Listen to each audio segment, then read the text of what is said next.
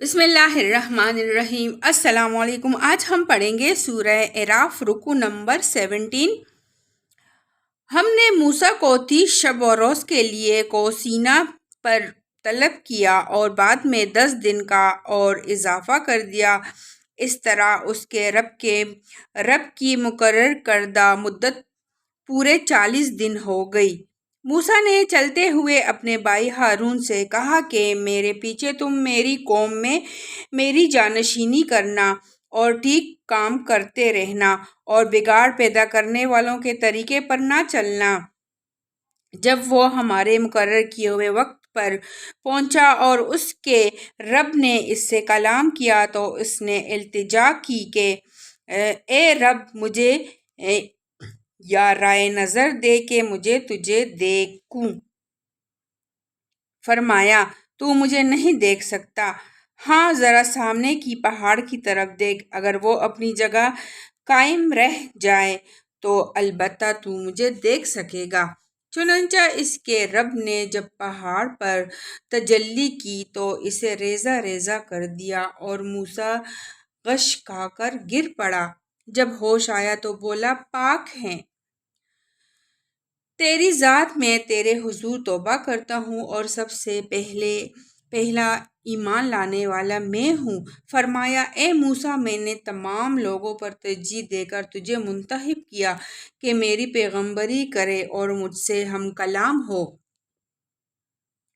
پس جو کچھ میں تجھے دوں اسے لے اور شکر بجا لا۔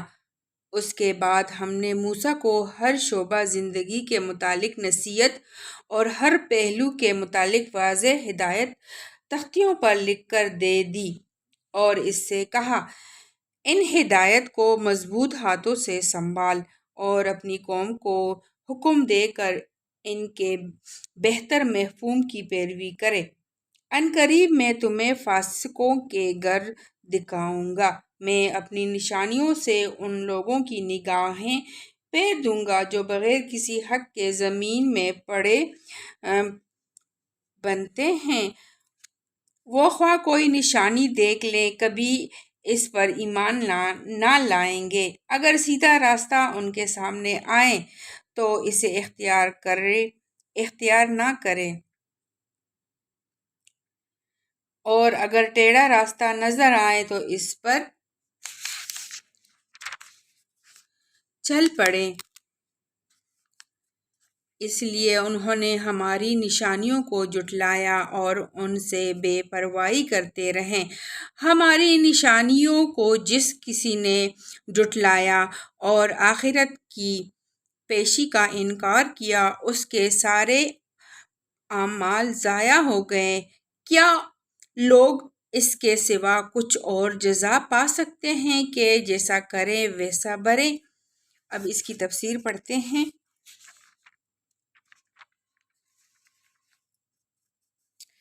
یہ اس مسیریت زدگی کا دوسرا ظہور تھا جس لیے ہوئے بنی اسرائیل مصر سے نکلے تھے۔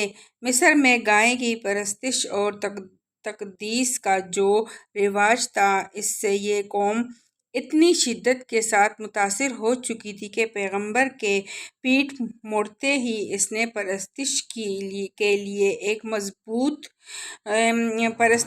لیے ایک مصنوعی بچڑا بنا ڈالا۔